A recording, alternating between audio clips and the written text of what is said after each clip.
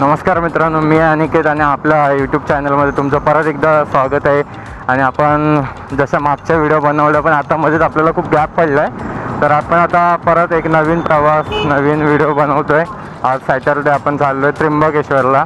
तुम्हाला मी पहिलं सांगतो, रात्री आता आपण 1 वाजता निघणार आहे. आता तर सध्या आपण मित्राच्या घरी राहणार आहेत आणि मग तिथून आम्ही तिघंजण मोस्ट ऑफ द बाईक आहेत आमच्याकडे. आता 2 तर डॉमिनरच आहेत, माझी एक पकडून आणि एक मित्राची, आणि एक ड्यूक घेतली आम्ही. आणि आता 1 वाजता निघणार आहे. तर आमचं प्लॅनिंग असं आहे की आपण सकाळीच मीन्स मॉर्निंगला आपण 4 वाजता पोचावं.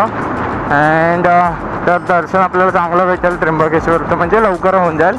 आणि मग तिथून काय पुढे जो प्लॅन असेल तो मी पुन्हा म्हणजे मीन्स ब्लॉगमध्ये तर कंटिन्यू तुम्हाला दाखवेन. तर आता आपण आहे मनलपाडा तलावजवळ आणि मी तुम्हाला कंटिन्यू तुम्हाला ब्लॉगमध्ये राहा, पूर्ण ब्लॉग पाहत राहा. मी तुम्हाला कंटिन्यू दाखवत राहीन आणि ब्लॉगची मजा पण घ्या. चॅनलला पण सबस्क्राईब करा. सो आपण भेटूयात पुढे अजून. फायनली मित्रांनो, आपण आता ईस्ट वेस्टच्या ब्रिजला पोचलो आहे आणि आपला फ्यूल बघू शकतात की फ्यूल अजिबातच नाही. तर आता फ्यूल भरू आणि मित्र पण आपला तिथेच राहतो, तर त्याच्याकडे जाऊ आणि 1 वाजता आपल्याला फायनल निघायचं आहे. सो आपण आता भेटू direct petrol pump.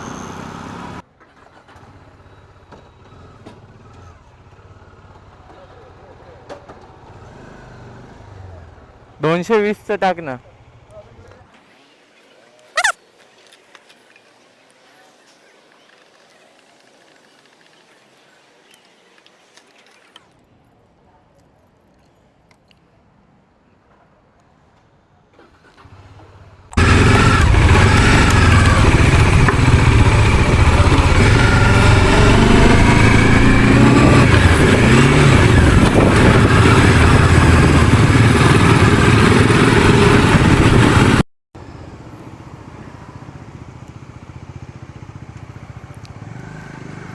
So finally मित्रांनो, वाजलेत 1:10 झालं आमची गाडी वगैरे रेडी होईपर्यंत. आणि आता आम्ही फायनली निघालो आहे. बघू शकता तुम्ही, पुढे एक डॉमिनर येते, एक ड्यूक आणि एक माझी गाडी आहे.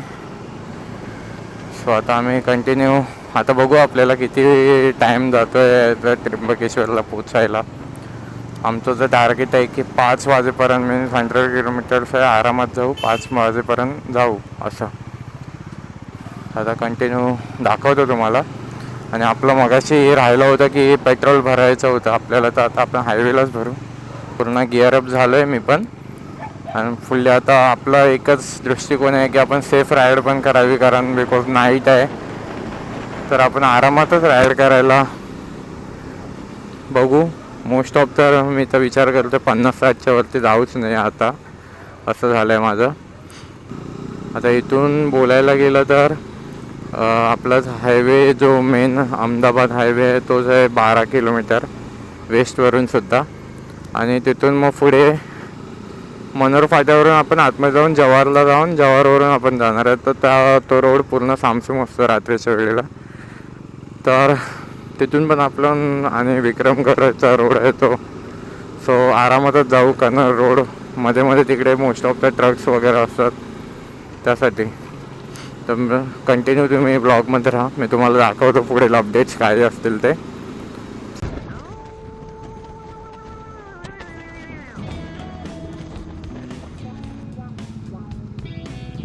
आपल्याला आपण विरारपासून पेट्रोल पंप शोधतो आहे. आता आपल्याला पेट्रोल पंप भेटला आहे.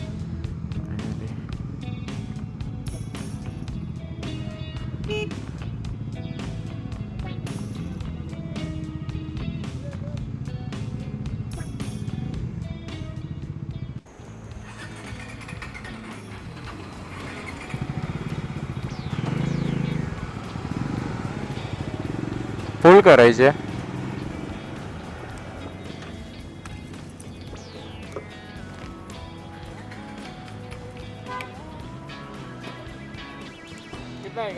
फुल करायचे. कितना आप पूरा क्लियर कर दो ना. नाही काय माहिती, पूर्ण क्लिअर नाही होणार 0 पासून चालू का, असं कसं.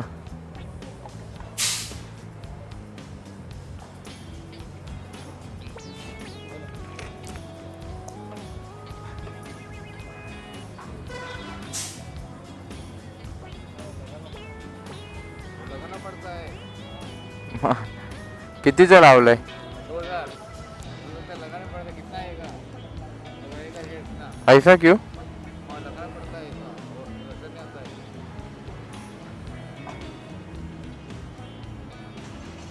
इसको 50 लीटर का लगा दिया तो बस 400 का आएगा।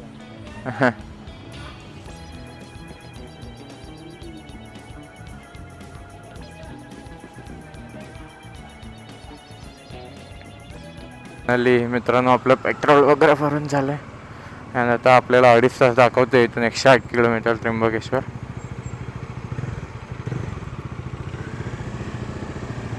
सो आता आपण आपली जर्नी परत कंटिन्यू करतोय आणि आपण आता इथून माझ्या मते आता मनोहर फाटा लगेच येईल आणि मनोहर फाट्यावरून आपण आतमध्ये जाणार आहोत, जो जव्हार वगैरे जातो त्या साईडला, आणि मग तिथून त्र्यंबकेश्वर असं रूट आपण जसं मी स्टार्टिंगला सांगितलं तसंच रूट आपण पकडलं. तर नेमका पॉईंट आहे आता तुम्ही बोला की एवढं रात्री का 1 वाजता निघाला वैद विरारवरून आणि चालला आहेस त्र्यंबकेश्वरला असं तसं. तर विषय कसा आहे माहिती आहे की त्र्यंबकेश्वर हा एक ज्योतिर्लिंग 12 लिंगांपैकी, ओके. आणि आता बोललो तर आता गर्दी तर बघाल तर तेवढी असणारच, कारण लास्ट टाईम माझी एक फ्रेंड गेली होती.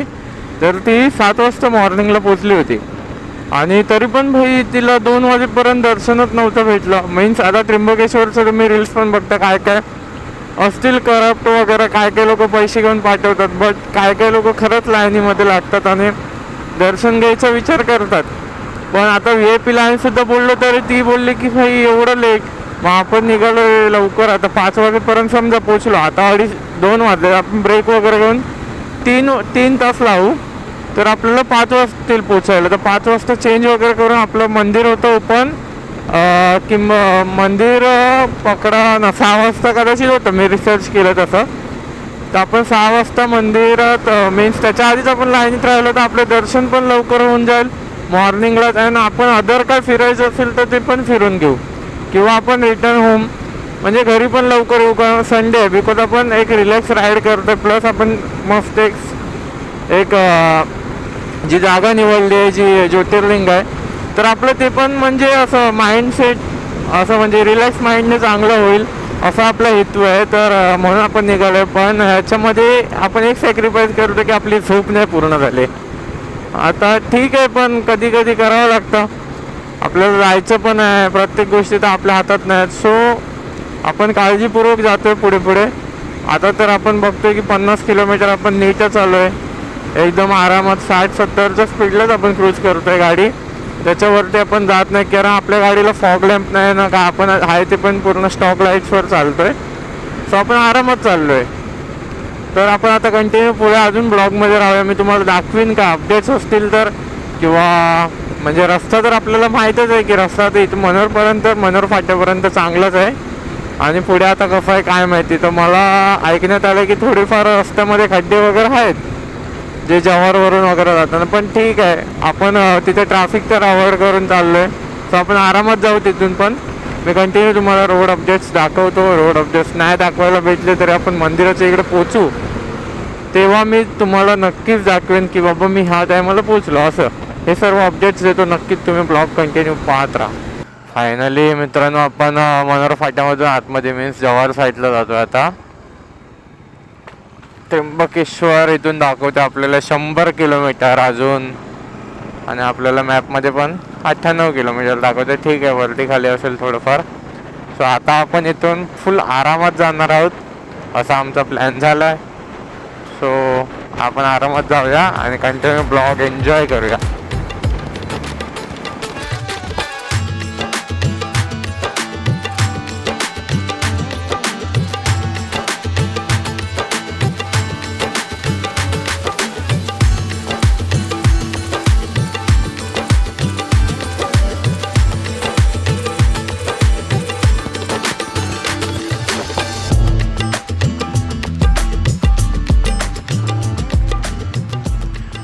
फायनली मित्रांनो आपला टी ब्रेक झाला आहे.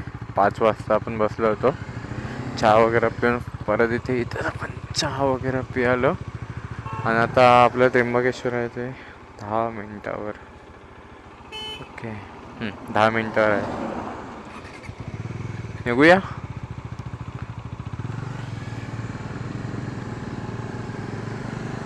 दहा मिनिटातच आपण त्र्यंबकेश्वरला पोचून जाऊ आणि मग तिथे आपण चेंजिंगसाठी रूम वगैरे बघू किंवा चेंज मीन्स आपल्याला कपडे तर चेंजेस करायचे तर चेंजिंग वगैरे करू. अरे बापरे अलाराम वाजला. हां चेंज वगैरे करू आणि 6 वाजता मंदिर ओपन होतं आहे तर त्याच्या आधी तिथे दर्शनाला जायचं ट्राय करू कारण चेंज करायला पण थोडाफार वेळ जाईल. फायनली मित्रांनो तुम्ही पाहू शकता की आपण आता मीन्स त्र्यंबकेश्वरला आता पोचलो आहे. तर दाखवते मॅपमध्ये 5च मिनिट आहेत फक्त आणि इकडे स्ट्रीट लाईट्स वगैरेवरून तर समजतं की आपण त्या एरियात आलो आहे. बापरे काय थंडी लागते. आयला आपल्या इकडे तर अख्खा घामाने भिजून जातोय आणि इथं जामच थंडी लागायला लागले. पाहू शकतात तुम्ही त्र्यंबकेश्वर नगर परिषद. 2 मिनटं जवळ जातो. हां हे बघा आपण एंट्री केली आता त्र्यंबकेश्वरमध्ये. रस्त्याची हालत ओके ठीक आहे चालून जातं.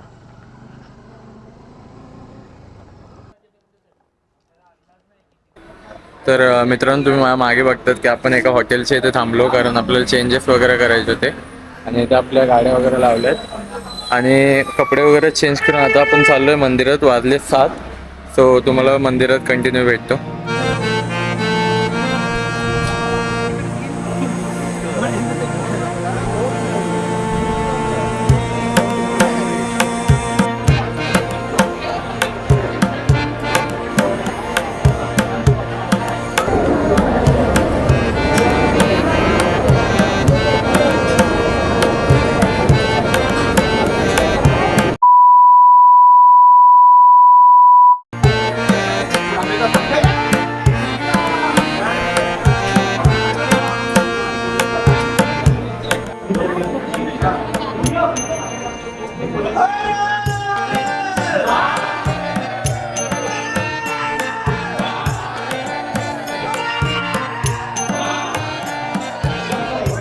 सो फायनली मित्रांनो तुम्ही बघू शकता की आता आपले वाजलेत 12:30. आपण 6:30ला चालू केलं होतं दर्शनाच्या लाईनीत उभं राहिलं आणि आपल्याला आता केवळ म्हणजे मेन 6 तास तर लागलेत आणि आपण फायनली मंदिराच्या इथे पोचलो. समोरच इथे मंदिर आहे आणि आता आपण मंदिरात दर्शन वगैरे घेऊ आणि आपल्याला आता लेट झालं तर घरी निघायची आपण तयारी करू. सो बाहेर जेवण वगैरे करून मी कंटिन्यू तुम्हाला मोठ्या ब्लॉगमध्येच भेटेन. सो आपण दर्शन घेऊ थोडेफार फोटोज वगैरे काढू आणि डायरेक्ट आपण आपल्या गाडीवर भेटू. Okay bye.